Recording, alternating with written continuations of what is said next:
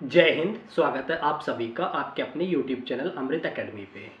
आज की इस वीडियो में हम लोग बात करने वाले हैं यूपी डीएलएड 2024 से 26 के बीच की जो एडमिशन प्रोसेस है वो कब से स्टार्ट होने वाला है, उसका फॉर्म कब से भरा जाएगा, उसकी काउंसलिंग कब से होगी, फीस क्या लगने वाली है, क्या एलिजिबिलिटी क्राइटेरिया है उसका, और क्या क्या इंपॉर्टेंट डॉक्यूमेंट्स है, और आपको सरकारी गवर्नमेंट कॉलेज कैसे मिल सकते हैं। इन सारी महत्वपूर्ण क्वेश्चनों को आपके जवाब देने वाला हूं मैंने आपके सारे क्वेश्चन यहाँ पे जितने भी डाउट थे, जितने भी क्वेश्चंस थे यहाँ पे मैंने नोट कर रखे हैं। ठीक है, वो सारे क्वेश्चंस का मैं आप लोगों को जवाब देने वाला हूँ। ठीक है, अगर जो लोग चैनल पे नए हैं उनके लिए मैं बता देना चाहता हूँ, आपके इस चैनल अमृत एकेडमी ऑफिशियल यूट्यूब चैनल पे हम लोग हर तरीके की टीचिंग एग्जाम्स की प्रिपरेशन करते हैं। जैसे आपका सी टेट हो गया, यूपी टेट हो गया, सुपर टेट हो गया, आपका बिहार बीपीएससी के एग्जाम्स हो गया, एस टेट हो गया, हर तरीके के टीचिंग एग्जाम्स की प्रिपरेशन होती है। तो चैनल को सब्सक्राइब करके रखो। ठीक है, तो चलिए एक एक पॉइंट को बारीकी से आप लोगों को मैं डिटेल में बताता हूँ। ठीक है, तो देखो सबसे पहला पॉइंट तो आपका यही है कि जो एग्ज़ाम डेट है, सॉरी एग्ज़ाम तो इसमें होता नहीं है, जो एडमिशन फॉर्म है वो कब से जारी होगा। तो एक न्यूज़पेपर की कटिंग दिखाता हूँ, बाकी वेबसाइट से भी मैंने ये सारी चीज़ें क्लियर कर ली है। ठीक है, तो देखिए यहाँ पे साफ वर्ड में लिखा हुआ है आपके सामने कि डीएलएड के लिए 18 सितंबर 18 जो 18 सितंबर आने वाला है से आवेदन आपका स्टार्ट हो जाएगा। आगे देख लीजिए क्या कह रखा है, प्रयागराज डीएलएड प्रशिक्षण सत्र 2024 के लिए आवेदन की प्रक्रिया 18 सितंबर से शुरू होगी। ठीक है, शासन से प्रवेश प्रक्रिया की तिथि घोषित की कर दी गई है। ठीक है, प्रवेश की तिथि भी घोषित कर दी गई है। और क्या है, परीक्षा नियामक प्राधिकारी की वेबसाइट पर आवेदन लिया जाएगा। ठीक है, तो आवेदन जो है वेबसाइट जो है updled.gov.in पे आपका वहाँ से हो जाएगा। और अब देखिए, और इसमें इन्होंने एज क्राइटेरिया भी दे रखा है, एलिजिबिलिटी क्राइटेरिया में बाकी मैं बताने वाला भी हूँ। 18 से लेकर के 35 वर्ष के ग्रेजुएट मतलब स्नातक अभ्यर्थी इसमें आवेदन कर सकते हैं। ठीक है, ये चीज़ें हो गई। अब मैं आप लोगों के जो जो डाउट्स हैं उनको एक एक करके क्लियर कर देता हूँ, जो आप लोगों के डाउट्स बन सकते हैं। ठीक है, सबसे पहले अगर हम बात कर लेते हैं एलिजिबिलिटी क्राइटेरिया की। अगर मैं बात करता हूँ, इसको पहले देखिए बीटीसी के नाम से भी जाना जाता था और अब डीएलएड के नाम से जाना जाता है। इसके थ्रू आप लोग ये 2 महीने का 2 महीने कह रहा हूँ, 2 ईयर्स का डिप्लोमा कोर्स होता है। ठीक है ना, जिसके तहत आप लोगों को गवर्नमेंट यूपी में गवर्नमेंट टीचर के लिए आप एलिजिबल हो जाते हैं। जैसे कि आप फर्स्ट से लेकर के 5th और 6th to 8th तक के लिए आप गवर्नमेंट टीचर बन सकते हैं अगर आपके पास ये क्वालिफिकेशन है तो डीएलएड की। ठीक है ना, ये चीज़ें हो गई। अब इसकी योग्यता की बात कर लेता हूँ मैं। देखिए, अगर मैं बात करूँ एज की, तो अभी न्यूज़पेपर की कटिंग में भी आपने देख रखा है, एज जो चाहिए होती है 18 साल से 35 साल की एज चाहिए होती है। ठीक है, और अगर मैं क्वालिफिकेशन की बात करूं तो ये एक ग्रेजुएशन बेस्ड डिप्लोमा कोर्स होता है। आपकी ग्रेजुएशन की डिग्री एक होनी चाहिए, चाहे आप ग्रेजुएशन कंप्लीट कर चुके हों या फिर आप अपीयरिंग के फाइनल ईयर के आसपास हों, तो भी आप इसे अप्लाई कर सकते हैं, इस फॉर्म को अप्लाई कर सकते हैं डीएलएड के लिए। ठीक है, तो ये आपकी क्या कहते हैं योग्यता एलिजिबिलिटी क्राइटेरिया आपको समझ आ गया होगा। ठीक है, अब इसमें ये देखते हैं कि इसमें एडमिशन होता कैसे है। तो देखिए, इसमें कोई पहली बात तो एग्ज़ाम नहीं होता है, ये एग्ज़ाम इसमें कोई नहीं होता है।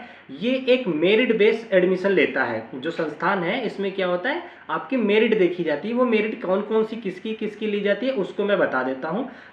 आपकी 10th क्लास, 12th क्लास और ग्रेजुएशन की तीनों का जो मेरिट बनता है एक साथ उसका गुणांक निकाला जाता है। ठीक है, उसके हिसाब से आपकी एक मेरिट लिस्ट लगती है, जिससे आपके मेरिट के हिसाब से आपको कॉलेज आवंटित किए जाते हैं कि आपको कौन सा कॉलेज मिलने वाला है।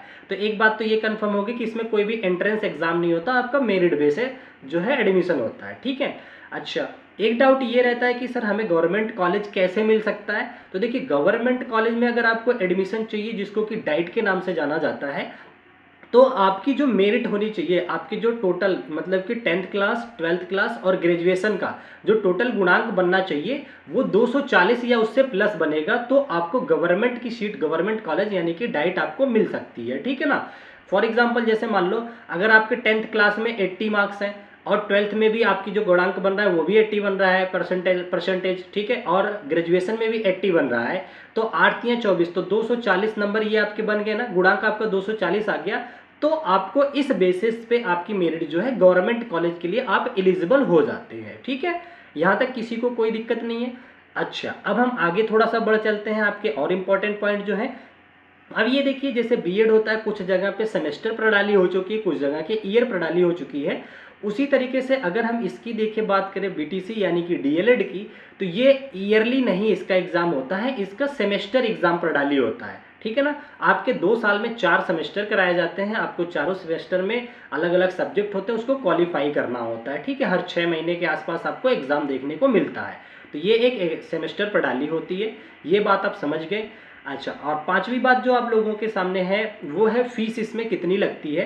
तो अगर मैं इसकी फीस की बात करें तो देखो, हर एक कॉलेज की अलग अलग फीस है। अगर मैं प्राइवेट कॉलेज की बात करूं, गवर्नमेंट के लगभग 60 या उससे प्लस जो है 1000 आपको रुपीस देने पड़ते हैं इसकी फीस के फॉर्म में। ठीक है, तो अभी इस फीस पे ना जाइए, आप लोग काउंसलिंग कराएंगे तो आपको फीस हर एक कॉलेज का अपने आप दिख जाएगा कि क्या होने वाला है। ठीक है, और कुछ जैसे प्राइवेट कॉलेजेस हैं उसमें अगर आप एडमिशन लेते हो तो बहुत मिनिमम फीस में भी हो जाता है। आई थिंक 50,000 में दोनों साल का भी बहुत सारे ऐसे कॉलेजेस हैं जो करवा देते हैं। ठीक है, बाकी अगर किसी को कोई नीड है, आपको नहीं समझ में आता है, तो आप कमेंट करेंगे तो मैं आप लोगों को सोल्यूशन जरूर दूंगा।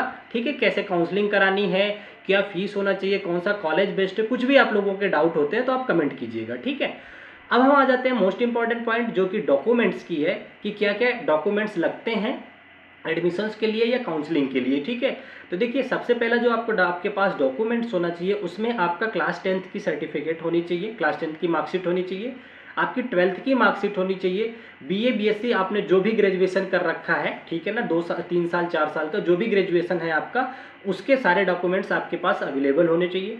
साथ ही साथ आपके पास एक फोटोग्राफ होना चाहिए पासपोर्ट साइज, और आपका एक आधार कार्ड होना चाहिए। ठीक है ना, वैलिड आधार कार्ड होना चाहिए, उसका नंबर वगैरह सब कुछ डिटेल में दिखे। ठीक, अच्छा, अब आ जाता है कि आपके पास 3 साल के अंदर का आय प्रमाण पत्र, जाति प्रमाण पत्र और निवास प्रमाण पत्र होना चाहिए। ठीक है, तो ये चीज़ें आपके पास इतनी पर्याप्त होनी चाहिए। अगर नहीं है तो ये चीज़ें आप पहले से तैयार कर लीजिए, 18 तारीख से आपकी कौन सा वो फॉर्म भरे जाएंगे। ठीक है, अब आ जाता है, एक प्रॉब्लम आ जाती है जनरल में, ईडब्ल्यूएस, जो ईडब्ल्यूएस के कैटेगरी को लेना चाहते हैं जनरल के बच्चे हैं, उन लोग क्या करेंगे, उनका जो ईडब्ल्यूएस का सर्टिफिकेट होना चाहिए आपका 1 ईयर का अंदर का होना चाहिए। ठीक है ना, इससे पुराना कई बार वैलिड नहीं लिया जाता है। तो इन चीज़ों से आप वाकिफ रहो और इसे अपना तैयार करके रख सकते हैं। ठीक है, अच्छा ठीक है, अब देखिए उसके बाद जब काउंसलिंग होती है तो काउंसलिंग में आपको कॉलेज जो है सिलेक्ट करना पड़ता है कि आपके नियर बाई आप जैसा कॉलेज चाहते हैं, आपकी मेरिट के हिसाब से ओपन हो जाएंगे कॉलेज की, ये कॉलेज आप सिलेक्ट कर सकते हैं। ठीक है, तो उस बेसिस पे आपको अपना कॉलेज जो है सिलेक्ट करना पड़ता है। ठीक, तो यहाँ तक चीज़ें हो गई।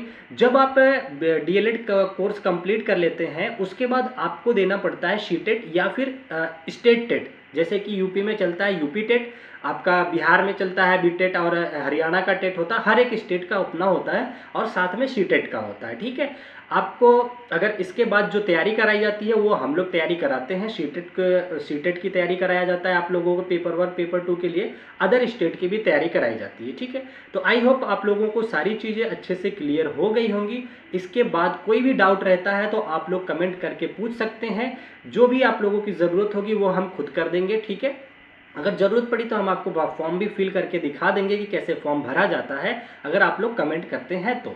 ठीक है, तो आज की वीडियो को यहीं तक रखते हैं। बाकी अगर कोई भी आपकी क्वेरी है तो आप लोग फ्री हैं, आप कमेंट करके पूछ सकते हैं। ठीक है, तो चैनल को लाइक शेयर सब्सक्राइब जरूर कीजिएगा। फिर मिलते हैं आप लोगों को अपनी नेक्स्ट वीडियो में। इसी तरीके से एजुकेशन से रिलेटेड कोई भी वीडियो होती है, कोई भी नोटिफिकेशन होता है, एडमिशन्स होते हैं, कुछ भी होता है, हम लोग सबसे पहले और सबसे ऑथेंटिक तरीके से लेके आते हैं। ठीक है, तो चैनल को सब्सक्राइब जरूर करके जाइएगा। चलिए ठीक है, bye bye, take care, thank you so much. फिर मिलते हैं अपनी नेक्स्ट वीडियो में, तब तक के लिए अपना ध्यान रखें। जय हिंद।